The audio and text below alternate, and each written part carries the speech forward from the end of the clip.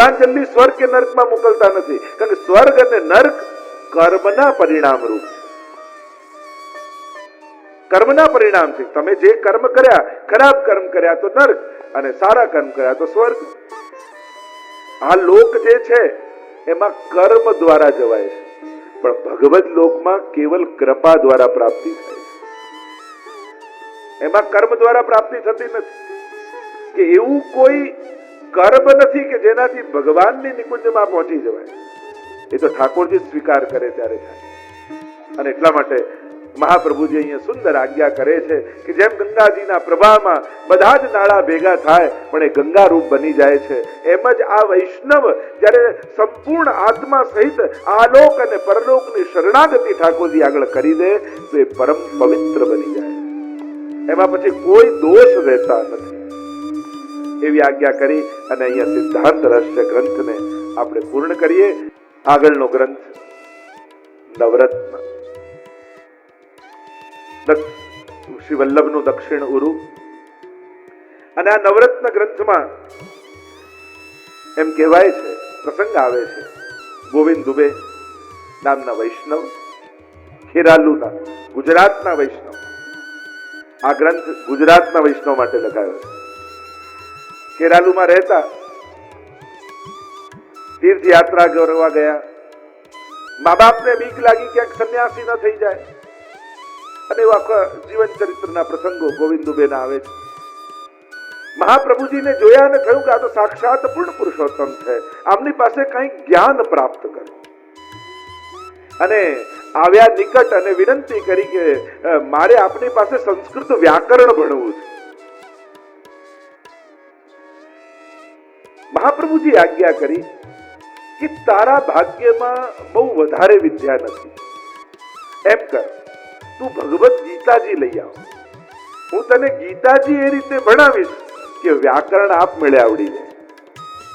મહાપ્રભુજી તો વાક પતે છે, વિબુધેશ્વર, બુદ્ધિમાનોના ઈશ્વર છે. 6 દિવસમાં શતશાસ્ત્ર ભણી લીધા એવા પ્રકાંડાચાર્ય. એટલે કે હું તને ગીતાજી એ રીતે ભણાવું કે તને સહજમાં વ્યાકરણ પણ આવડી જાય. અને પુસ્તક લઈને આવ્યા અને મહાપ્રભુજી એવી કૃપા કરી કે ગીતાજીનો ખાલી પહેલો શ્લોક એને એ રીતે ભણાવ્યો કે કહ્યું કે હવે તું બધા શ્લોકોના અર્થ કર. અને પહેલો શ્લોક એવો સુંદર રીતે ભણાવી દીધો કે એને સમગ્ર ગીતાજીના અર્થો કરતા આવડી ગયો. એને આશ્ચર્ય થયું કે આ કોઈ સાધારણ વ્યક્તિ નથી લાગતા, આ તો વાણીના પતિ ઈશ્વર લાગે છે. નહીં તો આવું સંભવે નહીં. મારી કોઈ એવી તીવ્ર બુદ્ધિ નથી કે મને આવડે, પણ આપ કૃપાળુ છે, આમની કૃપાથી મને વિદ્યા મળી. અને વ્યાકરણે શીખી ગયા અને ગીતાજી આવડી ગયું. ભગવત બુદ્ધિ થઈ, શરણાગત થયા મહાપ્રભુજીને અને કહ્યું કે મારા માટે શું આજ્ઞા છે. મહાપ્રભુજીએ કહ્યું કે હવે તું ભગવત સેવા કર. કૃષ્ણ સેવા સદા કાર્યા માનસી કા પરામતા. અને ભગવત સેવા આજ્ઞા કરી અને કહ્યું કે હા અમારે ત્યાં એક સ્વરૂપ બિરાજે છે. ત્યારે મહાપ્રભુજીએ કહ્યું કે તું ઘરે જઈ એમનું પંચામૃત કરાવી લેજે અને સેવા કરવા લાગજે. આ ક્રમથી મૂળમાં ગોવિંદ દુબે એ દ્વારિકા લીલાના જીવ છે અને ભગવત સેવા એ વ્રજ લીલાની છે.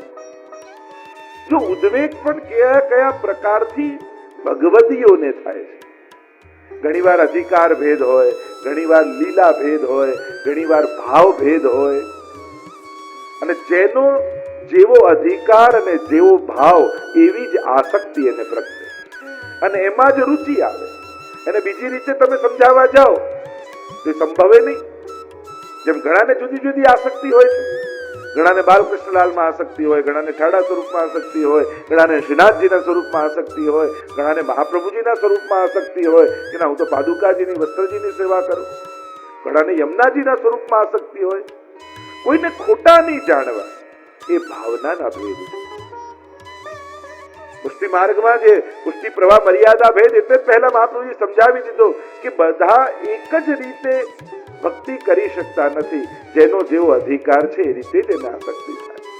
સેવામાં જુઓ ને, ઘણાને ફૂલઘરની સેવામાં જ રુચિ હોય, ઘણાને ભંડારની સેવામાં જ રુચિ હોય, ઘણાને કીર્તનની સેવામાં રુચિ હોય, ઘણા કે આપણને તો શૃંગાર કરવા બહુ ગમે, ઘણાને શૃંગારની સેવામાં જ રુચિ હોય, ઘણાને ગુરુ સેવામાં રુચિ હોય, ઘણાને ભાગવત સેવામાં રુચિ હોય, ઘણાને પ્રભુ સેવામાં રુચિ હોય. આ સહજ રુચિ એના અધિકાર અને ભાવ પ્રમાણે થાય, અને એનાથી અલગ કરાવવા જાઓ તો એને આનંદ ના આવે. ભલે ભગવત સેવા જ કરતા હોય, ફૂલઘરની સેવામાં જેને બહુ આસક્તિ હોય ને કદાચ ભંડારની કરવા જાઓ તો એને કદાચ ના રુચિ આવે. કોઈને કીર્તનની સેવામાં રુચિ હોય ને એને પાસે બીજી સેવા કરાવો તો કદાચ ભલે કરે છે પ્રભુ સન્મુખ જ, પણ એને ના આનંદ આવે. અહીંયા ગોવિંદ દુબેને ભાવ પ્રકાશમાં એમ સમજાવ્યું કે આ દ્વારિકા લીલાના ગીત છે, અને દ્વારિકા લીલાના છે એટલે એમની આસક્તિ દ્વારિકાજીમાં છે, અને વ્રજલીલાના પુષ્ટિ પુરુષોત્તમ પધરાવ્યા છે એટલે ચિત્ત ઉદ્વેગમાં રહે છે કે આ સેવા કરું છું એ બરાબર છે કે નહીં, ક્યાંક મારી લૌકિક ગતિ તો નહીં થાય, મારું મન સેવામાં નથી રહેતું. ઠાકોરજી બધું જ કરે છે, સાંભળ્યું છે, પણ હજી ઠાકોરજીના એ ભરોસો મારા જીવનમાં પેદા નથી થતો. એવા અનેક પ્રકારની અલૌકિક ચિંતાઓ ગોવિંદ દુબેને થઈ રહી. મહાપ્રભુજી અડેલ બિરાજ્યા છે, એક વૈષ્ણવ જવાના છે તો એની સાથે પત્ર લખી અને મહાપ્રભુજીને મોકલાવ્યો. મહાપ્રભુજી પત્ર વાંચ્યો, મારું ચિત્ત સેવામાં રહેતું નથી, ઉદ્વેગિત અને વ્યગ્ર રહે છે, આપ કોઈ ઉપાય બતાવો. અને ત્યારે મહાપ્રભુજી અડેલમાં આ નવરત્ન નામનો ગ્રંથ રચી અને વૈષ્ણવ થકી મોકલાવ્યો ખેરાડુ ગોવિંદ દુબે પાસે. અને જ્યાં નવરત્નનો પાઠ ગોવિંદ દુબેએ કર્યો અને સમગ્ર ચિંતાઓમાંથી મુક્ત થઈ ગયા. અર્થ સહિત એની ભાવના સહિત મહાપ્રભુજી શું આજ્ઞા કરે છે, કેવલ શબ્દાશ્રય નહીં કરવો, એનો ભાવાશ્રય પણ કરો. આપણે પાઠ તો કરીએ છીએ, ઘણી વાર આપણને એમ થાય કોઈ પણ લૌકિક ચિંતા થાય એટલે તુરંત આપણે એમ કરીએ કે નવરત્ન કરી. ખરેખર લૌકિક ચિંતાઓ માટે તો નથી, એટલે જ આપણા આચાર્યો એમ કહે કે લૌકિક ચિંતા માટે નવરત્ન કરવું એટલે મચ્છર મારવા માટે સ્ટેનગન વાપરવા બરાબર છે. લૌકિક ચિંતાઓ તો શરણાગતિથી જ દૂર થઈ જશે, પણ આ જે ચિંતાઓની વાત છે એ પરમ અલૌકિક ચિંતાઓની વાત છે. કારણ કે વૈષ્ણવની ચિંતાઓ પણ સાધારણ હોતી નથી. જો મહાપ્રભુજી ચિંતા કરી તો મહાપ્રભુની ચિંતા વ્યક્તિગત નથી, સમષ્ટિગત છે. સમગ્ર દૈવી જીવોનો ઉદ્ધાર કેમ થાય, એમ જ અહીંયા જે ચિંતા છે એ પોતાના પ્રભુના સુખની વિચારની ચિંતા છે, સ્વ સેવામાં આનંદ આવે એની ચિંતા છે.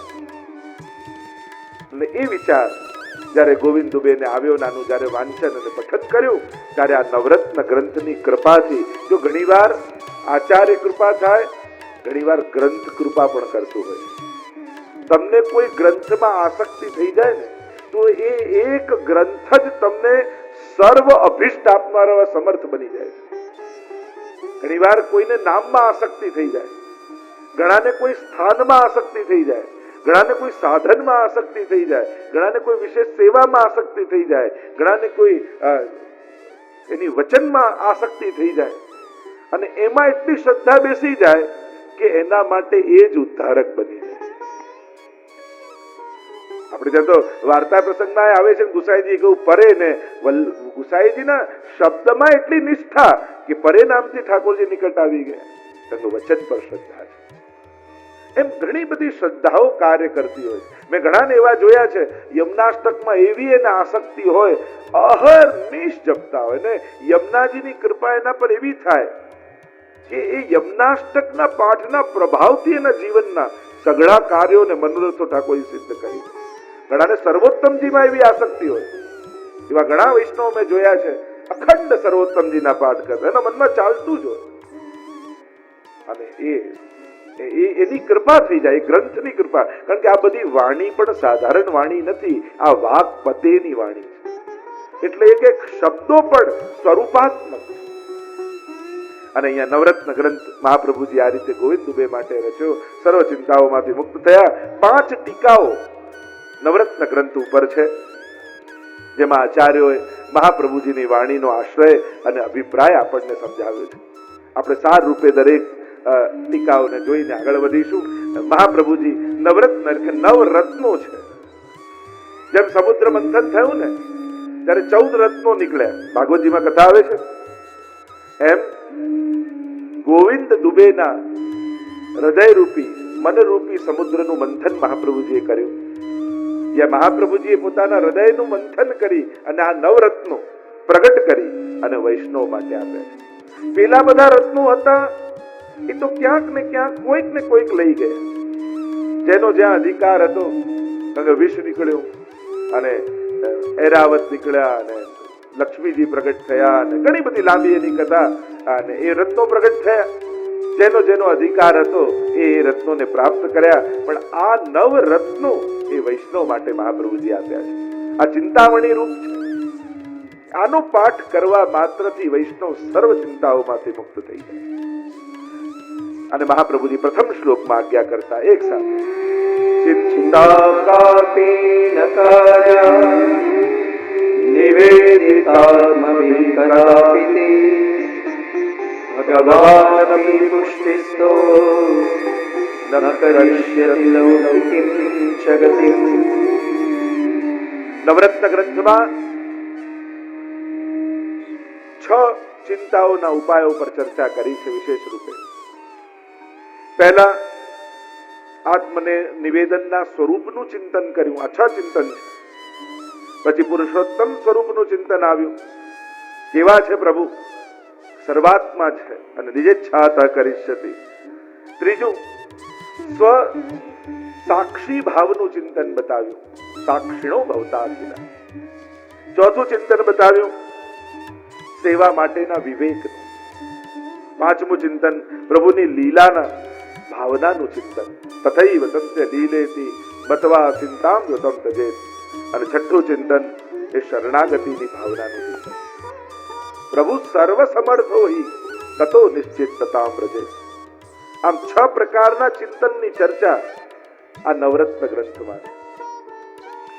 મહાપ્રભુજી આજ્ઞા કરી ચિંતા કાપી નકાર્યા. હે વૈષ્ણવો, જો મહાપ્રભુજીની વાણી નિમિત્ત એકને બનાવ્યા છે પણ કેવલ એક માટે નથી. જેમ ગીતાજી છે અર્જુનને નિમિત્ત બનાવ્યા, પણ ગીતાજી કેવલ અર્જુન માટે નથી. સુખદેવજી પરીક્ષિત માટે કહે છે પણ કેવલ પરીક્ષિત નિમિત્ત છે એના માટે નથી. આચાર્યો ને મહાપુરુષોની વાણી સમષ્ટિગત હોય, એ બધા માટે હોય, કેવલ નિમિત્ત એકને કરે. એ દરેક કાળમાં ઉપયોગી હોય છે. કેવલ 5000 વર્ષ પહેલા કહ્યું જેમ ગીતાજી કે ભાગવતજી, તો એમ નહીં માનું કે આ તો 5000 વર્ષ પહેલાનું છે. ભગવદ વાણીને કાલ બાધા કરતો નથી, એ દરેક કાળમાં સટીક હોય છે. અને એટલા માટે આજના જીવો માટે પણ આ નવરત્ન એટલું જ સટીક અને સદુપયોગી છે. મહાપ્રભુજી આજ્ઞા કરે, કારણ કે કલિયુગનો જીવ એટલે ચિંતા વાળો જીવ. કોણ એવો જીવ હશે જેને ચિંતા નહીં હોય? એમ શાસ્ત્ર તો કહે છે કે જે મૂર્ખ છે ને સૌથી વધારે સુખી છે દુનિયામાં. એને કોઈ ચિંતા જ નથી.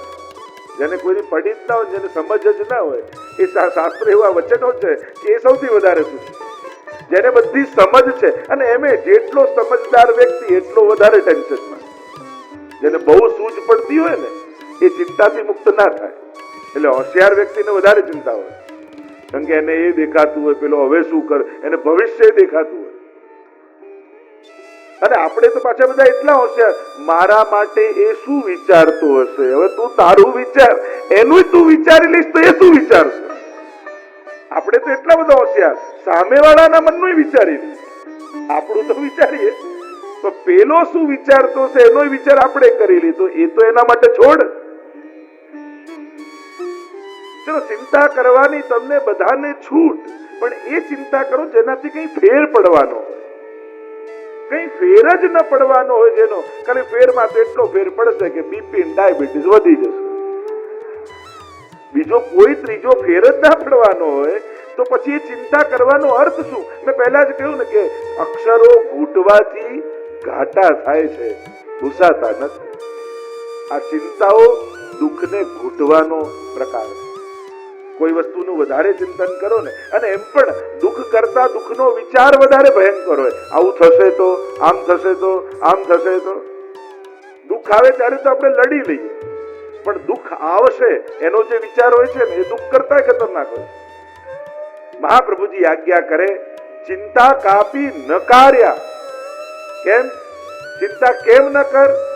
નિવેદિતાત્મભી કદાપિ ભગવાન અપી પુષ્ટિસ્થો ન કરીષ્યતિ લૌકિકી જગતિ.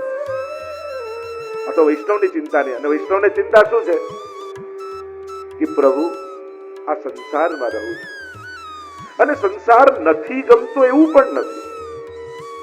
એવી કોઈ અવસ્થા નથી આવી ગઈ કે ક્યાંય રુચિ ન હોય, ક્યાંય આસક્તિ ન હોય, ક્યાંય મન લાગતું ન હોય.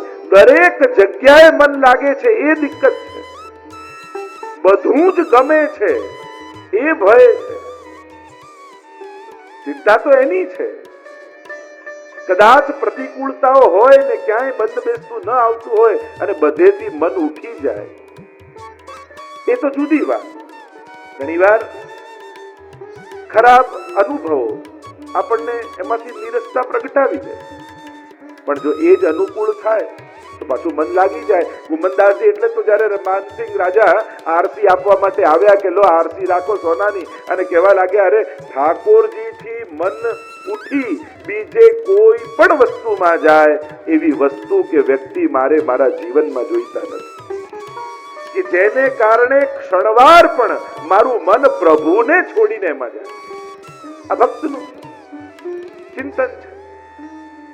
તો અહીંયા જે ચિંતા ગોવિંદ દુબેને છે કે ક્યાંક મારી લૌકિક ગતિ તો નહીં થાય. મહાપ્રભુજી આશ્વાસન આપે છે, ચિંતા કાપી ન કાર્યા. ચિંતા ન કરીશ, કારણ તું નિવેદિત જીવ છું, તું સમર્પિત જીવ છું. અને સમર્પણ પણ તે કોને કર્યું છે? એ જ્ઞાન માર્ગી પરમાત્માને નહીં કે જે તટસ્થ થઈને જોતો રહેતો હોય, એ કર્મ માર્ગી પરમાત્માને નહીં કે જયારે શરણે જાઓ ત્યારે ચોપડા ખોલીને બેસે કે તે કેટલા સારા કર્યા અને ખોટા કર્યા. ભગવાન અપી પુષ્ટિસ્થો, તે પુષ્ટિ પુરુષોત્તમને શરણે ગયો છું તું. અને પ્રભુ પુષ્ટિસ્થ છે, વ્યવહારુ નથી, કૃપાળુ છે. એ તે જેવું કર્યું એવો બદલો નહીં આપે, એ એણે જે વિચાર્યું છે એવું ફળ તને આપશે. પ્રત્યેક જીવ માટે ભગવાને કઈ વિચારી રાખ્યું છે. એટલે તારા કર્મો જોઈને તું પ્રભુ પાસે જતા ગભરાઈશ નહીં. એક વસ્તુ જીવનમાં યાદ રાખજો, પ્રભુ પાસે જ્યારે પણ જવાનો અવસર મળે ને ત્યારે પોતાના અપરાધ કે પોતાના દોષોનો વિચાર કરી રોકાઈ નહીં જવું, અટકી નહીં જવું. સેવા કરવાનો કે પ્રભુના શરણમાં જવાનો જ્યારે પણ અવસર મળે, અરે મારી અંદર તો આ ખોટી આદત, મારો તો આવો સ્વભાવ, મારા તો આટલા પાપ, મારા તો આવા અપરાધ, મને તો કાંઈ આવડતું, આ બધું વિચાર કરીને અટકી ન જતા. કારણ ગમે તેટલા દોષોથી ભરેલા છો, શરણાગત થશો તો પ્રભુ જ અપરાધોમાંથી મુક્ત કરી દેશે. અને પ્રભુ સિવાય કોઈ છોડાવનારું નથી આ જગતમાં અપરાધોથી. પાપમાંથી મુક્ત કરવાનું સામર્થ્ય કેવલ ગુરુની કૃપા અથવા ઠાકોરજીના આશીર્વાદ, આ બે દ્વારા જ કર્મોમાંથી મુક્તિ મળી શકે. અર્થ સકળ તેનો સીધો, લીલા માએ તાણીને લીધો. ચિંતા કાપી ન કાર્ય, નિવેદિતાત્મભી કદાપિ ભગવાન અપી પુષ્ટિસ્થો ન કરીષ્યતિ લૌકિકીમ જગતિ. ઠાકોરજી ક્યારે પણ સમર્પિત જીવની લૌકિક ગતિ નહીં થવા દે. તમે ભલે લૌકિકમાં રહો છો, લૌકિક આસક્ત છો, પણ જો પ્રભુને શરણાગત થઈને ભગવત સેવા કરતા હશો ને તો તમારા જીવનની છેલ્લી ઘડીએ પણ ઠાકોરજી તમારી આસક્તિઓ લૌકિકની ખેંચી લે. લૌકિક સ્વીકાર્યું છે એટલે સંભાળવું પડે. નાવ પાણી માટે જ હોય, પાણી ઉપર જ ચાલે. બસ વિચાર એટલો કરવાનો કે પાણીમાં નાવ ભલે રહે પણ નાવમાં પાણી ન આવી જાય. એટલે જ આપણે ત્યાં તો એમ કહ્યું કે આપણા લૌકિક સ્વજનોને પણ વૈષ્ણવ બુદ્ધિથી જોવા. અને એટલે જયારે પણ સુવા જઈએ ત્યારે બધાને ભગવત સ્મરણ કરીને જવા કે આ બધા વૈષ્ણવ છે એવો ભાવ રાખીને જવું, જેથી આપણું ચિત્ત લૌકિકમાં ન રહે. કારણ કે જ્યાં સુધી મન લૌકિક છે, અને મન લૌકિક છે ને તો પ્રભુના કૃપાને અને પ્રભુના વ્યવહારને પણ આપણે લૌકિક રૂપે મૂલવી લઈએ છીએ. હું આટલી માળા કરું ને પ્રભુ મને આટલું આપે, આ લૌકિકતા છે. મેં આટલું કર્યું તોય ઠાકોરજી આમ ન કર્યું, આ લૌકિકતા છે. ઘણી બધી લૌકિકતા ગણાવી શકાય કે આપણે પ્રભુ સાથે કઈ રીતે લૌકિક વ્યવહાર કરીએ છીએ. બસ ચિંતાનો ઉપાય મહાપ્રભુજી બતાવે છે કે ચિંતા જો રોગ છે તો એની ઔષધિ શું છે? તો કે ચિંતન. ભગવદ શરણાગતિનું ચિંતન એ જ એની ઔષધિ છે. એટલે તો આપણા ભગવદીઓ કહે ને કે ચિત્ત તું સિદ્ધને ચિંતા ધરે, કૃષ્ણને કરવું હોય તે કરે. અને સુખ આપી કે કોઈ સંકટ આપી ભગવાન એનું ચિત્ત પોતાનામાં ખેંચી લે. પ્રભુ સદા એમ ઈચ્છે છે કે મારા પ્રત્યે ભક્ત નિશ્ચિંત ન થાય. ચિંતા જ કરવી છે તો પ્રભુની કરો. જો અમુક ચિંતાઓ પણ ભાગ્યશાળીને થાય. કોઈ એમ કે જોજો 5 ગાડી પડી છે કે ડ્રાઈવર નથી આવ્યા, આ બધા રૂમના એસી લાઈટ જતી રહી કે એસી નથી ચાલતો, બધા જ ઘરેણા લગ્ન માટે લાઈને રાખ્યા હતા, બધા ઘરે પડ્યા છે, હજી બેંકમાં મૂકવા જવાનો. હવે આવી ચિંતા કોને થાય? જેને ત્યાં આ બધું હોય. જેને કઈ ના હોય ના ચિંતા થાય. અમુક ચિંતાઓ એ નસીબવાળાના ભાગ્ય એનામાં હોય છે. એમ તમને થાય ને સવારે ઉઠવું પડશે, મનોરથ છે, સામગ્રી કરવી પડશે, શિંગાર ધરવા પડશે, આ બધી તૈયારીઓ કરવાની છે. ભાગ્યશાળી છો કે ભગવાન એની ચિંતા તમારા માથે નાખે છે. જે આખી દુનિયાની ચિંતા કરનારો છે એ પરમાત્માની ચિંતા અમારા વૈષ્ણવો કરે. આ તો નસીબવાળાના ભાગ્યમાં લખાયેલું હોય કે જેને ભગવાનની ચિંતા કરવાનો લાભ મળે. બાકી મોટા ભાગની દુનિયા આ સંસારની ચિંતા કરીને ખપી જાય. ઘણાને મેં જોયા મોટી ઉંમરે પણ, છેલ્લી ઉંમરે પણ હવે પૌત્રાનું શું થશે ને એના લગ્ન થશે કે નહીં, એને બાળક થયું કે નહીં, એ સેટ થયો કે નહીં. તમારું કર્તવ્ય તમે નિભાવ્યું, હવે આગળ વાળાની ફરજો છે.